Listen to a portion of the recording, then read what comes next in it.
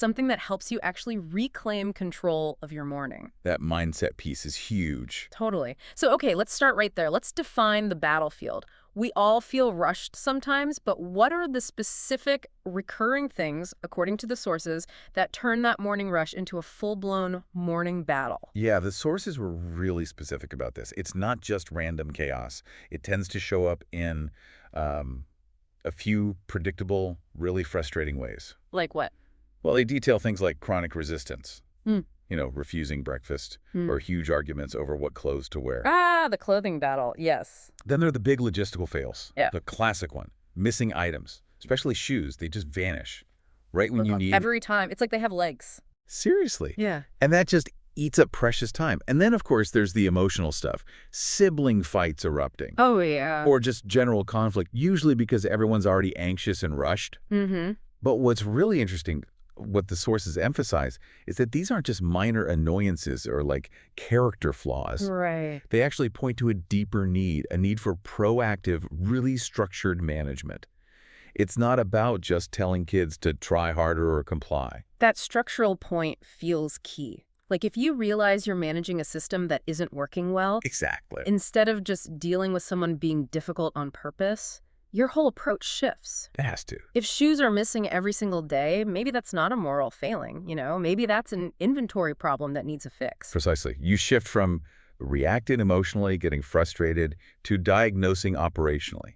What's breaking down here? Okay, so when you're in that, let's call it operational crisis mode, high stress, Yeah. you need tools fast. Definitely quick deployment. So let's get tactical. What were the core structural tools the sources offered up for, like rapid improvements? Okay, yeah. They highlighted 3 really powerful targeted strategies. The first one, and maybe the foundation for everything else, is using visual schedules. Okay, visual schedules. We're talking about more than just like a scribbled checklist, right? Oh yeah, much more. How does making time and tasks concrete, like visually concrete, actually help someone who struggles with routines? Well, it's fundamentally about tackling cognitive load and sequencing difficulties. These are really common challenges with ADHD. Okay.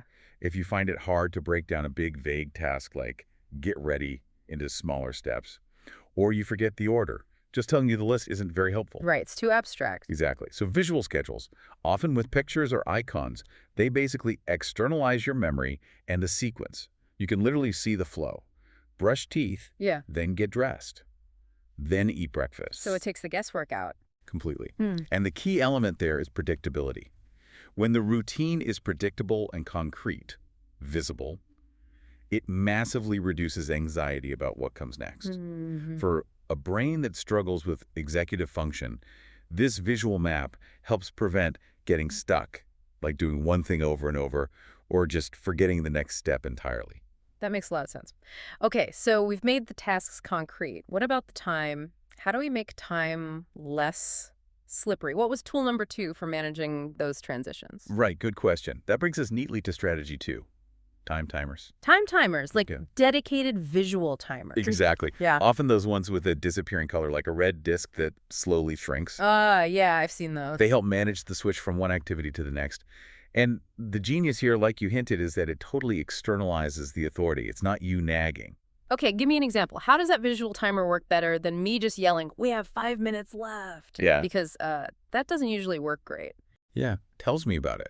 Well, the problem with just saying 5 minutes is that it's internal. It's subjective. Right. For someone who struggles with time perception, 5 minutes can feel like forever or like, 30 seconds.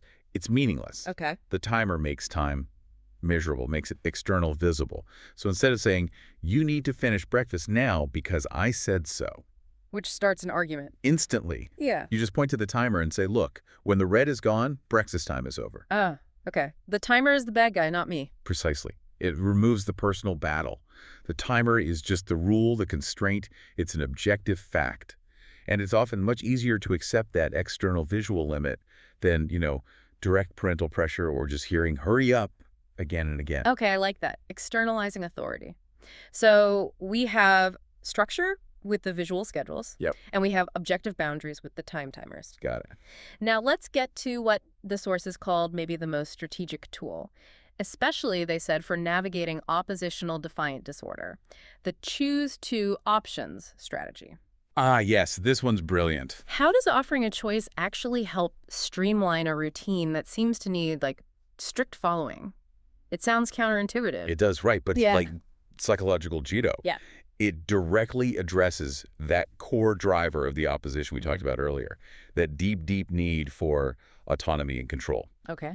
ODD is often characterized by that immediate, almost automatic no. Yeah. So you can't really negotiate the destination you have to get dressed, for example. Right. Non-negotiable. But you can sometimes negotiate the path, how you get there. Hmm. So by offering a really limited pre-approved choice, you give the feeling of control. That satisfies the underlying need for autonomy, but you, the manager of the routine, maintain the essential structure. Okay, so instead of asking the dangerous question, like, are you going to put on your shoes now? Which just invites a no. Right.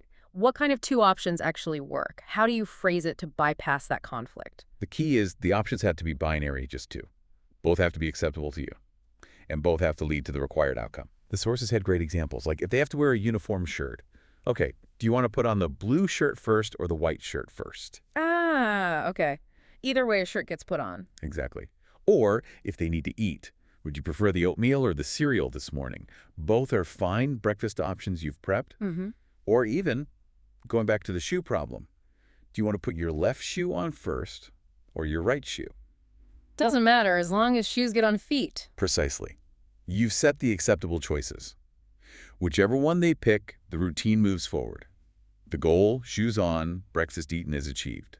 It's a subtle shift, but it often prevents that initial power struggle that just drains time and energy. So if we zoom out, this strategy isn't really about giving up control at all. Not really, no. It's about using autonomy strategically, like you said, deploying it just enough to prevent the big conflict that blows up the whole morning. That's it exactly. You preserve the relationship and the schedule. Win-win. Yeah, when you can just sidestep that automatic no phase, Ah.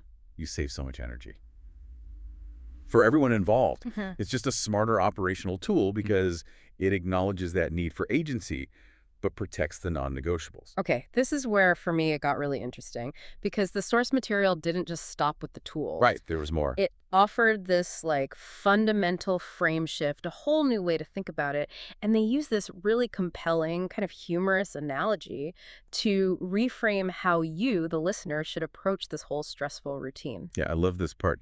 They basically suggest, think of yourself as a CEO. Right. A CEO managing a very small but potentially very stubborn startup. It's brilliant because it instantly lifts the whole struggle out of the realm of, like, personal failure or judging character. Yeah, takes the emotion out. And puts it squarely where it belongs. Strategic management, logistics, operations. Absolutely. It frames your role as strategic leadership. If I'm the CEO, I'm not just mom or dad being ignored. I'm head of operations for this critical, high-stakes morning system. And the stakes are high. If the morning routine fails, the whole rest of the day can be compromised. For sure. And that perspective shift is so vital for avoiding burnout. A good CEO doesn't just yell when a project goes off the rails. No, they analyze. They analyze the data, they look at the structure, they adjust the process. So the missing shoes, it's a logistics bottleneck, needs a better inventory system. Like a designated shoe basket right by the door, maybe tied to the visual schedule. Perfect. Breakfast refusal. That's maybe a negotiation breakdown. Needs the choose two options strategy. Okay, so pushing that CEO analogy, what about stakeholder conflict? You know, our third chaos element, sibling fights. How does the CEO handle that? Well, a CEO manages conflict by having clear standard operating procedures, right?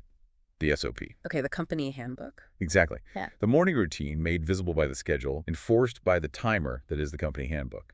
So when a sibling fight erupts, the CEO response isn't purely emotional, it's procedural. How so? Like, okay, Keem, we are currently on step 4 of the schedule, independent dressing time. This conflict is disrupting the workflow. Let's get back to the task at hand. It emphasizes that the system, the schedule, needs to be followed rather than just blaming individuals. Making the structure the authority again. I like that. And yeah. key to any good CEO or any high-level strategy is recognizing progress, right? Which often gets totally lost in the morning stress. Oh, absolutely. The sources really push this. Actively identify and celebrate the small wins. Yes.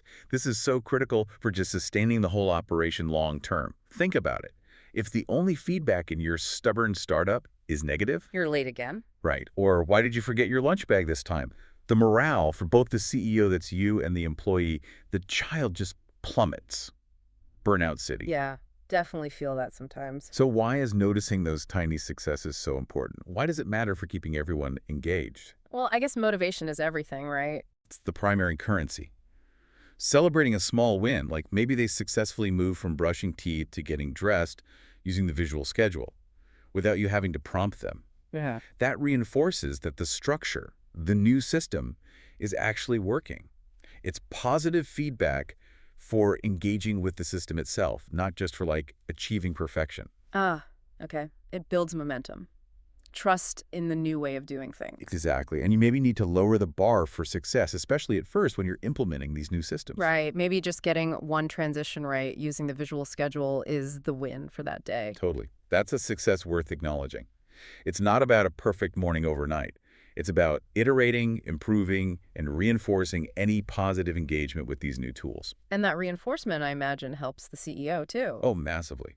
Recognizing that you managed to keep your cool, stay strategic during a tough negotiation, or that your new shoe basket system actually prevented a crisis. That validates your effort. It reduces your own stress and frustration, which feeds back into the whole system positively. Okay, so let's pull this all together. For the listener who's maybe dreading tomorrow morning already, Yeah. what does this deep dive give them? We've got 3 clear tactical tools. Visual schedules for sequence and clarity. Okay. Timed timers for objective external boundaries. Yeah. And the choose two options strategy for managing that need for control and autonomy. At the toolkit. But the really critical takeaway seems to be shifting your own role. Right. Moving from being just like swept up in the chaos Drowning in it sometimes. to becoming that clear-headed CEO of your morning routine. That's the core idea. Structure, predictability, giving that little bit of shared autonomy. These aren't just, nice parenting ideas. They are essential management principles. Yeah. They are what allows the whole operation to run more smoothly. So getting this knowledge, getting it quickly, lets you fix the system, not try to fix the people. Exactly. Proactive system improvement. Right. Okay, so let's end on that fantastic, really actionable analogy. If you listening are the CEO of your own morning stubborn startup, forget the huge goal for a minute. Forget perfectly on time, 0 conflict for now. Baby steps. Yeah. Focus instead on maybe the one tiny, specific operational metric you're going to prioritize and celebrate today. Just one.